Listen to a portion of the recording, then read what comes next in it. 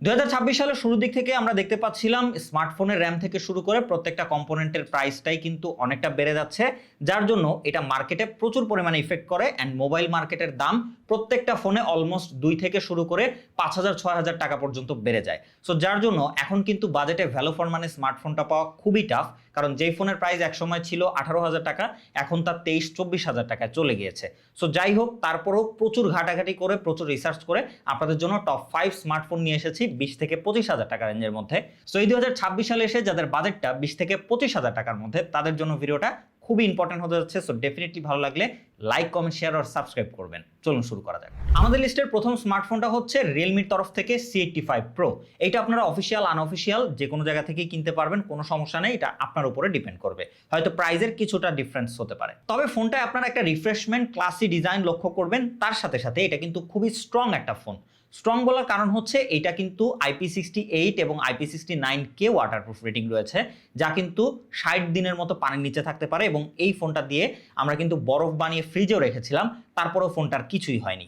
এবং এটাতে কিন্তু মিলিটারি স্ট্যান্ডার্ড ডপ রেসিস্ট্যান্ট সার্টিফিকেশনও রয়েছে। তো সবকিছু মিলিয়ে খুবই স্ট্রং এবং রাফ ইউজের জন্য একটা স্মার্টফোন। তাছাড়া ডিসপ্লেতে 120 হার্জের অ্যামোলেড ডিসপ্লে রয়েছে এবং রয়েছে 4000 নিটস পর্যন্ত পিক ব্রাইটনেসের সাপোর্ট, যা দিয়ে আপনারা কন্টেন্ট ওয়াচিং এক্সপিরিয়েন্সও কিন্তু রেগুলার লাইফে বেশ দারুণ পাবেন। স্ন্যাপড্রাগন 685 6 ন্যানোমিটার আর্কিটেকচারে বিল্ড করা একটা প্রসেসর এবং 7000 মিলি অ্যাম্পিয়ারের ম্যাসিভ ব্যাটারি উইথ 45 ওয়াটের ফাস্ট চার্জিং সাপোর্ট। এদিক থেকে পারফরমেন্সও কিন্তু আপনারা মোটামুটি ডিসেন্ট পাবেন, খুব একটা এক্সপেকটেশন রাখার দরকার নাই।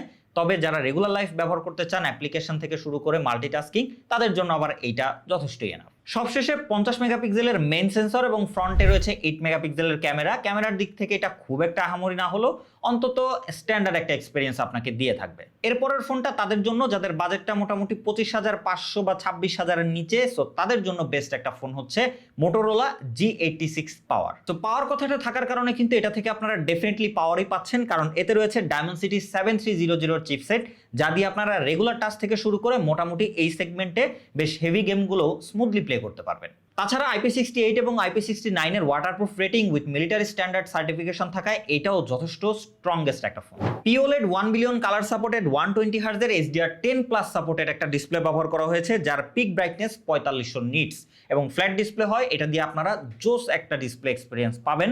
যারা একটু টাকা খরচ করতে পারবেন তাদের জন্য এইটা আমি ডেফিনেটলি ভ্যালু ফর মানি মনে করি। ব্যাটারিতেও কিন্তু কম নয়, 6720 mAh এর battery with 30 watt fast charging support রয়েছে।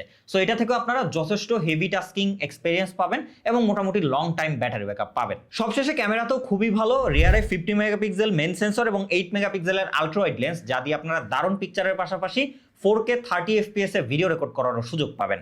এবং ফ্রন্টে রয়েছে 32 মেগাপিক্সেলের ফ্রন্ট ক্যামেরা, যা দিয়ে আপনারা ভালো পিকচারের পাশাপাশি 4K 30 FPS এ ভিডিও করারও সুযোগ পাবেন। তাছাড়া আমাদের লিস্টে 3 নম্বর ফোনটা Xiaomi লাভারদের জন্য, যা রিসেন্টলি লঞ্চ হওয়া Redmi Note 15 5G। এই ফোনটা অফিসিয়াল প্রাইস অনেকটা বেশি, তবে আনঅফিসিয়াল মার্কেট থেকে নিলে অলমোস্ট আপনারা 25,000-এর মধ্যেই পেয়ে যাবেন। প্রথমত ফোনটার ভালো দিক হচ্ছে এর হ্যান্ড ফিলিং এবং যথেষ্ট কমফোর্টেবল রয়েছে, কারণ এটার ফ্রন্ট এবং ব্যাক দুই দিক থেকেই কার্ভ করা। IP66 এর ডাস্ট এবং ওয়াটারপ্রুফ সার্টিফিকেশন পাচ্ছেন উইথ মিলিটারি স্ট্যান্ডার্ড গ্রেডের প্রোটেকশন। তো সেদিক থেকে মোবাইলটা যথেষ্ট প্রোটেক্টিভ রয়েছে, তবে হ্যাঁ, ওয়াটারপ্রুফের দিক থেকে কিছুটা কমতি রয়েছে। তাছাড়া ডিসপ্লে যথেষ্টই ভালো। এখানে কার্ভ ডিসপ্লে ব্যবহার করা হয়েছে এবং বেজেলের পরিমাণ খুবই কম। এখানে অ্যামোলেড 68 বিলিয়ন কালার সাপোর্টেড 120 হার্জের একটা ডিসপ্লে রয়েছে। তাছাড়া এটাতে 3840 হার্জের PWM ডিমিং এবং HDR10+ এর সাপোর্ট রয়েছে এবং রয়েছে 3200 নিটস পর্যন্ত পিক ব্রাইটনেস। সো ডিসপ্লেটা কিন্তু সুপার জোস। যারা মিডিয়া কনজিউমার রয়েছেন, অনেক বেশি ডিসপ্লেতে থাকেন, মিডিয়া কনজিউম করেন বা ভিডিও দেখেন, মুভি দেখেন, তাদের জন্য কিন্তু এই ডিসপ্লেটা খুবই ভালো একটা এক্সপিরিয়েন্স দিবে। তাছাড়া অ্যান্ড্রয়েড 15 দিয়ে লঞ্চ হলো, এটাতে কিন্তু 4টা মেজর OS আপডেট আপনারা পাবেন এবং রয়েছে স্ন্যাপড্রাগনের 6 Gen 3 4 ন্যানোমিটার আর্কিটেকচার বিল্ড করা প্রসেসর, যা কিন্তু যথেষ্ট ক্যাপাবল। আপনারা এটা দিয়ে রেগুলার লাইফ টাস্ক থেকে শুরু করে মোটামুটি টাইম পাসের জন্য গেম ডেমো খেলতে পারবেন। ব্যাটারি হিসেবে 5520 mAh ব্যাটারি উইথ 45 ওয়াটের ফাস্ট চার্জিং সাপোর্ট রয়েছে, যা দিয়ে আপনারা অলমোস্ট একদিন পার করে ফেলতে পারবেন। তাছাড়া ক্যামেরা সেগমেন্টেও যথেষ্ট ভালো স্পেক রয়েছে। 108 মেগাপিক্সেলের মেন ক্যামেরা, 8 মেগাপিক্সেলের আলট্রা ওয়াইড লেন্স, যা দিয়ে আপনারা যথেষ্ট ডিসেন্ট লেভেলের পিকচারের পাশাপাশি 4K 30 FPS এ ভিডিও করার সুযোগ পাবেন। এবং ফ্রন্টে 20 মেগাপিক্সেলের সেলফি দিয়েও কিন্তু আপনারা মোটামুটি স্ট্যান্ডার্ড লেভেলের পিকচার আউটপুট পাবেন। এরপরে চলে যাই যারা প্রচুর পরিমাণে ব্র্যান্ড ভ্যালু খুঁজেন এবং স্যামসাং ছাড়া কিচ্ছু বুঝেন না, তাদের কথা চিন্তা করে স্যামসাং এর A17 4G।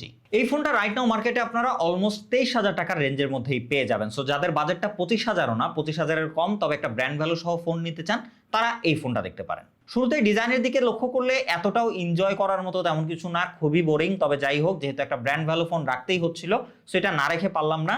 তো সেখান থেকে এটাতে আপনারা IP54 এর ওয়াটার এবং ডাস্ট রেসিস্ট্যান্ট পাবেন, সো এটা খুব নর্মাল বলা যায়। তার সাথে সাথে ডিসপ্লেতে রয়েছে সুপার অ্যামোলেড 90 হার্জের ডিসপ্লে। এই বাজেটে আপনারা 90 হার্জের ডিসপ্লে পাচ্ছেন, তাও আবার একটা ওয়াটার ড্রপ নচ সহ। সো এই জিনিসটা আসলে খুবই বেমানান। যাই হোক, তবে এখানে কর্নিং গরিলা গ্লাস ভিক্টাস প্লাসের প্রোটেকশন পাচ্ছেন, এদিক থেকে আবার যথেষ্ট প্রোটেক্টিভ রয়েছে। পারফরমেন্স সেগমেন্টে একদম অ্যাভারেজ লেভেলের মিডিয়াটেকের G99 প্রসেসর আপনারা পেয়ে যাবেন, যা দিয়ে সর্বোচ্চ রেগুলার লাইফ যেই অ্যাপ্লিকেশনগুলো রয়েছে বা রেগুলার লাইফের যে কাজবাজ রয়েছে সেগুলোই কমপ্লিট করতে পারবেন। গেমিং এর ক্ষেত্রে এটা আসলে খুব একটা আপনাকে সাপোর্ট দিতে পারবে না। স্যামসাং এর ক্যামেরা, সো বাজেট কম হলেও ক্যামেরা সেগমেন্ট এটা থেকে যথেষ্ট ভালো কোয়ালিটির পিকচার আউটপুট আপনারা পাবেন। আদারওয়াইজ 1080p 30 fps এর ভিডিও পাবেন এবং ফ্রন্টের 13 মেগাপিক্সেল দিয়েও আপনারা মোটামুটি স্ট্যান্ডার্ড লেভেলের পিকচার পাবেন। অ্যান্ড ফাইনালি 5000 mAh ব্যাটারি, 25 ওয়াটের চার্জিং সাপোর্ট। এই সব কিছু মিলিয়ে খুব একটা ভ্যালু ফর মানি না হলেও যারা একদমই ব্র্যান্ড ছাড়া কিছুই বোঝেন না, তাদের জন্য আসলে স্যামসাং এর ফোন এই A17 4G। আমাদের লিস্টের 5 নম্বর ফোনটা মোটরোলার তরফ থেকে, যাদের বাজেটটা একটু বেশি, লাইক 26,000 প্লাস 27,000-এর নিচে, সো তাদের জন্য রয়েছে মোটরোলার G96। এই ফোনটা আনার সর্বপ্রথম রিজনটা হচ্ছে যে এর স্টাইলিশ ডিজাইন এবং তার সাথে curve display.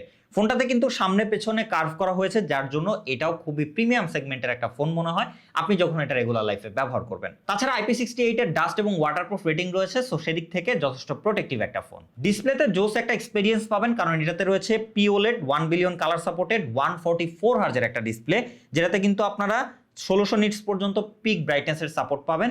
So media consumer experience এটাতেও আপনারা জোস পাবেন। কার্ভ ডিসপ্লে, বেজেল খুবই কম, সো যারা ম্যাক্সিমাম টাইম মিডিয়া কনজিউম করেন, মুভি দেখেন, এদের জন্য কিন্তু এই ফোনটা বেশ দারুণ ফোন। অ্যান্ড পারফরমেন্সেও কিন্তু স্ন্যাপড্রাগনের 7S Gen 2 চিপসেট রয়েছে, যা দিয়ে আপনারা রেগুলার লাইফ কাজ থেকে শুরু করে মোটামুটি স্ট্যান্ডার্ড লেভেলের গেমিং এক্সপিরিয়েন্সও পেয়ে যাবেন এটা থেকে। ক্যামেরা সেগমেন্টে যথেষ্ট ভালো রয়েছে। এখানে আপনারা 50 মেগাপিক্সেলের মেন সেন্সর পাবেন, 8 মেগাপিক্সেলের আল্ট্রা ওয়াইড লেন্স, যথেষ্ট ভালো কোয়ালিটির পিকচার পাবেন এই বাজেটের একটা ফোন হিসেবে।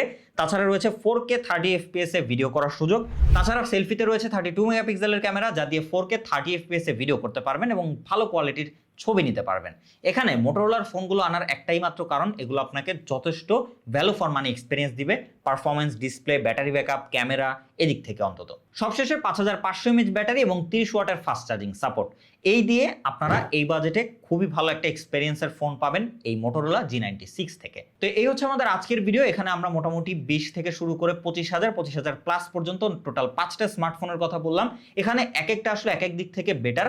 সো ওভারঅল আপনার আসলে কোন জিনিসটা সব থেকে বেশি দরকার ওইটা বিবেচনা করে আপনি ওই ফোনটাই কিন্তু পিক করবেন। সব মিলিয়ে ভিডিওটা যদি ভালো লেগে থাকে এবং আপনার দরকার এসে থাকে, ডেফিনেটলি লাইক, কমেন্ট, শেয়ার করবেন, মনের মতামত কমেন্টে জানাবেন এবং ভালো লাগলে সাবস্ক্রাইব করে পাশে থাকবেন। সো দেখা হবে নেক্সট কোনো ভিডিওতে। সেই পর্যন্ত খোদা হাফেজ।